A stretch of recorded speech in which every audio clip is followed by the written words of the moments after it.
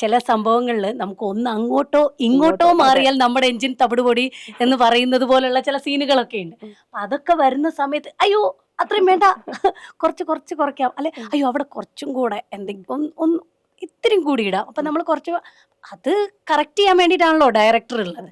അപ്പൊ അദ്ദേഹവും അതുപോലെ തന്നെ ഇത് വന്ന് നമ്മൾ ഇങ്ങനെ ഒരു സാധനം കൂടെ ഈ ഡയലോഗ് ചെയ്തപ്പോൾ ഉദ്ദേശിച്ചിരുന്നു, അപ്പൊ അതും കൂടെ ഒന്ന് ഇൻക്ലൂഡ് ചെയ്താൽ. പക്ഷെ അദ്ദേഹം പറയുന്നത് അങ്ങനെയാണ്. അല്ല ഇപ്പൊ ആ ചോദ്യം ചോദിച്ചില്ലേ, മണിയന്റെ യാത്ര നിങ്ങൾ ഒരു സംഘർഷം, ഇപ്പൊ ആ ദിവസത്തെ ആ ഒരു രാത്രിയും പുലർച്ചെ നിങ്ങൾക്ക് ഫ്ലൈറ്റിന് പോകേണ്ടിയിരുന്നു അല്ലെ, 5 മണിയുടെ എന്തോ 5:30 ഫ്ലൈറ്റിന് എങ്ങോട്ടോ എല്ലാരും ഒരാളല്ല, എല്ലാരും ഷൂട്ട് തീർന്നിട്ട് പോവാണ്. അപ്പൊ ഇയാളുടെ യാത്രയും മണിയന്റെ യാത്രയും ആ രാത്രി ഇത് ആലോചിച്ചപ്പോ ശരിക്കും എനിക്കൊരു ആ ഒരു ഫീല് പെട്ടെന്ന് അന്നത്തെ രാത്രി ഓർമ്മ വന്നിട്ട് നമുക്കൊരു സങ്കടം വന്നു. പക്ഷെ നമുക്ക് അവിടെ കരയാനുള്ള ഒരു ഇതില്ല. ശരിക്കും ഞങ്ങളെ എനിക്ക് ഓർമ്മയുണ്ട്, ഒരു ദിവസം ഇവന്റെ ജിതിന്റെ റൂമിൽ നമ്മളെല്ലാരും ഉള്ള സമയത്ത് ജോമോൻ ചേട്ടനാണ് ആദ്യം അത് പറയണേ. അതായത് ഒരു മണിയൻ എന്നുള്ള ക്യാരക്ടറുമായിട്ട് നമ്മൾ ഒരു 20 ദിവസത്തിലധികം ഷൂട്ട് ചെയ്ത് കഴിഞ്ഞിട്ട് മൊത്തം നമ്മൾ മണിയൻ ഷൂട്ട് ചെയ്യുന്ന ഒരു 30-something days ആണ്. ജോമോൻ ചേട്ടൻ ഒരു ദിവസം പറയാം, മണിയനെ നമുക്ക് മിസ് ചെയ്യും കേട്ടോ, ഷൂട്ട് ചെയ്യുമ്പോ നമുക്ക് മണിയനെ നമുക്ക് മിസ് ചെയ്യും. അതായത് വൈകുന്നേരം പറയാം പുള്ളി നമുക്ക്. അതെ നമുക്ക് ഇപ്പോഴും ആലോചിക്കുമ്പോ മണിയന്റെ ആ ഒരു യാത്ര ആലോചിക്കുമ്പോൾ നമുക്കിപ്പോഴും എന്താ പറയാ, നമ്മൾ ഭയങ്കര ഇമോഷണലി ഭയങ്കര ഇതാണ്. പക്ഷെ അവരെ പലപ്പോഴായിട്ട് നമ്മൾ മാണിക്യത്തിന് അറിയാൻ സാധിക്കുന്നുണ്ട്, പല മണങ്ങളിലൂടെയും പല പല പ്രകൃതിയിൽ പല സ്ഥലത്തും ഇദ്ദേഹം അവരെ പല രീതിയിൽ എനിക്കത് ഫീൽ ചെയ്യിപ്പിക്കുന്നുണ്ട്. എനിക്കല്ല, മാണിക്യത്തിന് അത് ഫീൽ ചെയ്യിപ്പിക്കുന്നുണ്ട്. അപ്പോൾ ഇപ്പോഴും ആ മണവും നമ്മൾ ഈ പറയുമ്പോഴും നമുക്ക് അത്രയും അവിടേക്ക് പെട്ടെന്ന് ചെല്ലാൻ സാധിക്കുന്നുണ്ട്. അത്രയധികം നമ്മൾ അതിലേക്ക് ഇൻവോൾവ് ആയിട്ടുണ്ട് ആ സമയത്ത്. നമ്മൾ ഈ ട്രെയിലർ കാണുമ്പോൾ സുരഭിയുടെ ശബ്ദത്തിന് ഒരു ഭയങ്കര ഒരു മോഡുലേഷൻ ഉണ്ട്, നമുക്കത് കാണാം. പ്രത്യേകിച്ച് എനിക്കൊന്ന് ഡ്രാമ ബാക്ക്ഗ്രൗണ്ട് ഉള്ളത് കൊണ്ടാണ് എനിക്കറിയില്ല, അതിൻ്റെ ഒരു ഏറ്റക്കുറച്ചുള്ള കൃത്യമായിട്ട് അറിയാം. അപ്പം ഈ ട്രെയിലറിൽ സുരഭി ഒരു കഥ പറയുന്ന ഇതാണ്, നിൻ്റെ അച്ഛൻ ഇങ്ങനെയാണെന്ന് പറയുമ്പോൾ ആ ശബ്ദ ഗാംഭീര്യം നമുക്കത് ഭയങ്കരമായിട്ടൊരു മോഡുലേഷൻ്റെ ഏറ്റക്കുറച്ചിൽ അറിയാം. സുരഭി ഈ ഒരു ക്യാരക്ടർ അത് എത്രത്തോളം സുരഭിക്ക് സൂട്ടാണ് ഈ തീരുമാനിക്കുന്ന ടൈമിൽ സുരഭി എന്ന് പറയുന്ന ഒരു കഥ നായികയിലേക്ക് വരുമ്പോഴത്തേക്കും? അല്ല, ബേസിക്കലി ഈ സിനിമയിലൊരു 3 നറേറ്റേഴ്സ് ഉണ്ട്. അതിൽ 2 പേര് ഉള്ളതിൽ ഒരാൾ സുരഭിയും ഒന്ന് മാല പാർവതി ചേച്ചിയും. പാർവതി ചേച്ചി സ്റ്റോറി ടെല് ചെയ്യുന്നത് കൃതി പ്ലേ ചെയ്യുന്ന ലക്ഷ്മിയുടെ കുട്ടിക്കാലം എന്നുള്ളതാണ്. അത് ബേസിക്കലി കൃതിയുടെ ക്യാരക്ടർ മണിയൻ എന്ന് പറയുന്ന ക്യാരക്ടറിനോട് അത്രയും ഫാസിനേഷൻ കൊണ്ട് ക്യൂരിയോസിറ്റിയിൽ കഥ അറിയാൻ ഉള്ള ഒരു ഇതുണ്ട്. പക്ഷേ ടോവി ചെയ്യുന്ന അജയൻ എന്ന് പറയുന്ന ക്യാരക്ടറിൻ്റെ കുട്ടിക്കാലത്തിനോട് ആ കുട്ടീനെ ഈ അപ്പൂപ്പനെ കുറിച്ച് കാര്യങ്ങൾ ഫീഡ് ചെയ്യുന്ന ആളാണ് സുരഭിയുടെ ഈ ഏജ്ഡ് ഇത്. അപ്പോൾ ഈ നമ്മൾ മറ്റേ അമ്മുമ്മ പറയുന്നത് കുറച്ചുകൂടെ കേട്ട് കേൾവി വെച്ചിട്ടാണ് കൃതിയുടെ കുട്ടിക്കാലത്തിനോട് പറയുന്നത്. പക്ഷെ സുരഭി പറയുന്നത് അങ്ങനെ ആവാൻ പാടില്ല എന്ന് നമുക്ക് നേരത്തെ ഉണ്ട്. അതുകൊണ്ടാണ് ആ രീതിയിൽ, അതായത് ഒരേ കഥയുടെ 2 വേർഷനാണ് 2 അമ്മൂമ്മമാര് പറഞ്ഞു കൊടുക്കുന്നത്. അപ്പോ സുരഭി പറയുന്നത് ഭയങ്കര റിയലിസ്റ്റിക് ആയിട്ടുള്ള സാധനമാണ്. മറ്റേ ആള് ചിലപ്പം മിക്സപ്പ് ചെയ്തോ അല്ലെങ്കിൽ കേട്ട് കേൾവി വെച്ചിട്ട് പറയുന്നതും ആവാം. പക്ഷെ സുരഭി പറഞ്ഞു കൊടുക്കുന്നതെന്ന് പറയുന്നത് പുള്ളിക്കാരിയുടെ ഹസ്ബൻഡിനെ അത്രയും ഗ്ലോറിഫൈ ചെയ്തിട്ട് അവരുടെ ആ ഉള്ളിൽ നിന്നുള്ള സ്നേഹവും നിന്റെ അച്ചാച്ചൻ ഇങ്ങനെ ആയിരുന്നു എന്നുള്ളത് പറഞ്ഞു കൊടുക്കുന്ന സാധനവും, പിന്നെ അതിനൊരു സിനിമയിൽ മൊത്തത്തിലൊരു ആ സ്റ്റോറി ടെല്ലിങ്ങിനൊരു ട്രാവലുണ്ട്. അപ്പൊ അത് ആ ഒരു ഗ്രാഫ് അങ്ങനെ വേണം എന്നുള്ളതുണ്ടായിരുന്നു. അപ്പോൾ എനിക്ക് തോന്നുന്നു കുറെ സാധനങ്ങൾ നമ്മൾ കട്ട് ഷോട്ട് ചെയ്ത് പോകേണ്ടി വന്നു. സ്റ്റിൽ സുരഭിക്ക് പോലും മനസ്സിലായി കാണത്തില്ലായിരിക്കും. കാരണം നമുക്കറിയായിരുന്നു എന്തൊക്കെ ആ സാധനങ്ങളിൽ എന്തൊക്കെ നമുക്ക് ഫൈനലിൽ വരുമെന്നും അതിങ്ങനെ ഭയങ്കര മിക്സപ്പ് ചെയ്താണ് നമ്മൾ എടുത്തത്. അത് ഫൈനൽ ഈ പറയുന്ന എഡിറ്റ് കഴിഞ്ഞപ്പോഴത്തേക്കായിരിക്കും, ഇനിയിപ്പോ സിനിമ കാണുമ്പോഴായിരിക്കും അത് എങ്ങനെ പ്ലേസ്ഡ് ആയി എന്നുള്ളത് മനസ്സിലാവുന്നു. ഇത് ഇവരുടെ പോർഷൻ ആദ്യമേ എടുത്തു കഴിഞ്ഞു, അദ്ദേഹത്തിന് വേറെ സിനിമയ്ക്ക് പോകാനുള്ളത് കൊണ്ട് ഇദ്ദേഹത്തിൻ്റെ ഒക്കെ എടുത്തു കഴിഞ്ഞു. പിന്നെ ഈ അമ്മൂമ്മയുടെ പോർഷൻസ് ഒക്കെ വരുന്നത്, അപ്പോഴത്തേക്ക് ഒരു ഫൈനൽ കുറച്ച് എഡിറ്റൊക്കെ നമ്മൾ ചെയ്യുകയും ചെയ്തു. അപ്പോൾ അത് കഴിഞ്ഞിട്ട് പിന്നെ എനിക്ക് വേറൊരു ചാലഞ്ചും കൂടി ഉണ്ടായിരുന്നു.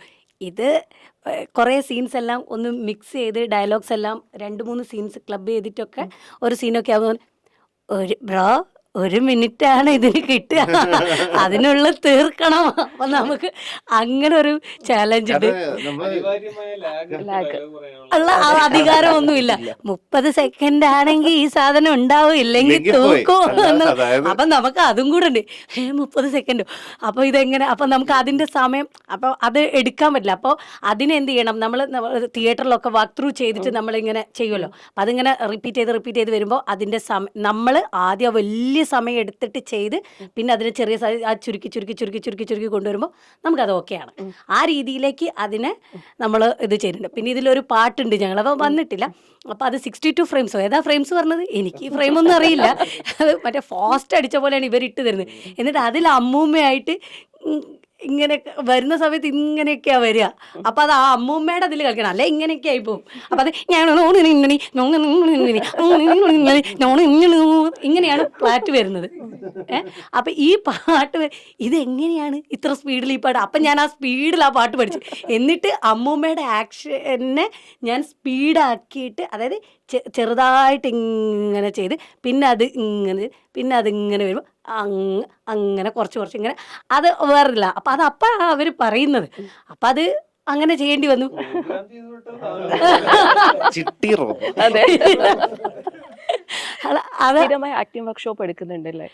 ഞാനല്ല എടുക്കുന്നത്, ഞാൻ പോയി അറ്റൻഡ് ചെയ്യാണ് ചെയ്യുന്നത്. ആക്ച്വലി എനിക്ക് പഠിപ്പിക്കാനൊന്നും അങ്ങനെ അറിഞ്ഞൂടാ. എനിക്ക് പക്ഷെ അതിലിങ്ങനെ കിടക്കാൻ ഭയങ്കര ഇഷ്ടം. അപ്പം ഞാനൊരു സിനിമയൊന്നും ചെയ്തില്ല, എനിക്ക് വലിയ കുഴപ്പമൊന്നുമില്ല. ഞാൻ എൻ്റെ മാഷ്മാരായിട്ട് നമുക്ക് എന്തെങ്കിലും ഒന്ന് ഇമ്പ്രവൈസ് ചെയ്തേക്കാം, നമുക്ക് എന്തെങ്കിലും ഒന്ന്.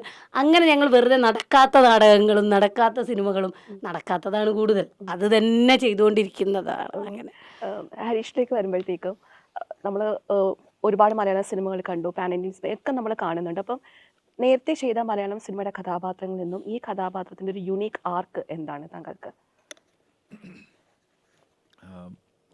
ഞങ്ങൾ ഇതിനു മുമ്പ് കണ്ട സിനിമകൾ മോസ്റ്റ്ലി എല്ലാം ഭയങ്കര strong, bold, you know dare to do anything kind of characters, very loud characters. പക്ഷേ എനിക്കൊരു ടോൺ ഉണ്ടല്ലോ. സോ ഈ ടോണിൽ ഞാൻ സിനിമകൾ ചെയ്തിട്ടില്ലേ ഭയങ്കര കുറവാണ്. എനിക്ക് തോന്നുന്നു അജയൻ്റെ 2ാം വർഷത്തെ അങ്ങനെ ഒരു ഭയങ്കര ഒരു സൊഫിസ്റ്റിക്കേറ്റഡ് എൻ്റെ ഇതേ ഒരു താളം തന്നെയാണ് എൻ്റെ ഡയലോഗിന്. സോ ഐ തിങ്ക് അതെനിക്ക് ഭയങ്കര സന്തോഷമാണ്. ബിക്കോസ് യൂഷ്വലി നമുക്ക്, അതായത് പുള്ളിയുടെ ഓൺ താളം ഇത്രയും കൊല്ലമായിട്ട് പുള്ളി വിട്ടിട്ടില്ല. അത് ഇതില അല്ല, ഞാൻ പറയണ ബാക്കി ചെയ്യേണ്ടി വന്നിട്ടുള്ള ക്യാരക്ടേഴ്സ് എല്ലാം വേറെ തരത്തിലാണ്. ഇപ്പൊ കയ്യിലുള്ള എല്ലാവരും കയ്യിലും ഒരു ഐറ്റം ഉണ്ടാവുമല്ലോ, എല്ലാവരും അത് ആദ്യം കൊടുത്ത് അതാണ് ആദ്യം കൊടുക്കുക. ഇത് കയ്യിലുള്ള ആ ഐറ്റം ഒഴിച്ച് ബാക്കി എല്ലാം കൊടുത്തു, ഇതാദ്യം കൊടുക്കുക. സോ അത് ആക്ച്വലി പറഞ്ഞാൽ അത് ജിതിൻ അത് ക്ലിയർ ആയിട്ട് ആദ്യം തന്നെ പറഞ്ഞു. അതായത് ഒരു റൈറ്റിംഗ് പ്രോസസ് ആ സമയത്ത് തന്നെ എൻ്റെ അടുത്ത് പറഞ്ഞു, ചേട്ടാ ഇതൊരു യൂഷ്വൽ നെഗറ്റീവ് റോൾ അല്ലെങ്കിൽ യൂഷ്വൽ വില്ലൻ പോലെ വരുന്നതാണെങ്കിൽ നിങ്ങൾ ചെയ്യേണ്ട എന്ന് പറഞ്ഞു. അതെനിക്ക് ഭയങ്കര സന്തോഷമായിരുന്നു. And because when a creator, when a director thinks about the actor, and if it is good for the actor, അതിനേക്കാട്ടിലും വലിയ സാധനം ഒന്നുമില്ല. ബിക്കോസ് ആക്ടേഴ്സിനെ ഒരു ടൈപ്പ് കാസ്റ്റ് എന്ന് ഒരു പറയുന്ന ഒരു സ്പേസിലേക്ക് ഇടാൻ ഭയങ്കര എളുപ്പമാണ്. Because I do a cop role, അത് കഴിഞ്ഞിട്ട് ഒരു 4 സിനിമ ആൾക്കാർ ചെയ്യാൻ പോകുന്നുണ്ടെങ്കിൽ അവർ വിചാരിക്കും കോപ്പ്, ഇവനെ വിളിക്കുക എന്ന് പറയുന്ന ഒരു സാധനം ഭയങ്കര എളുപ്പമാണ്. It's very convenient.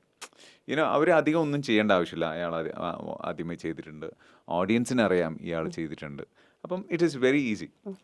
But it's not a very good space. Somewhere the fire inside you, ഒരു കല അല്ലെങ്കിൽ ഒരു ആർട്ടിലെ ഭാഗമായിട്ട് നിൽക്കുമ്പോൾ അത് ചെയ്യണം, അല്ലെങ്കിൽ you want to do good work എന്ന് പറഞ്ഞ് നിൽക്കുന്ന സമയത്തുള്ള, അപ്പം ഒരു ടൈപ്പ് കാസ്റ്റ് ആകുമ്പം ആ spirit somewhere it gets hit. അപ്പം അങ്ങനത്തെ സമയത്താണ് ജിതിൻ ഇത് പറയുന്നത്.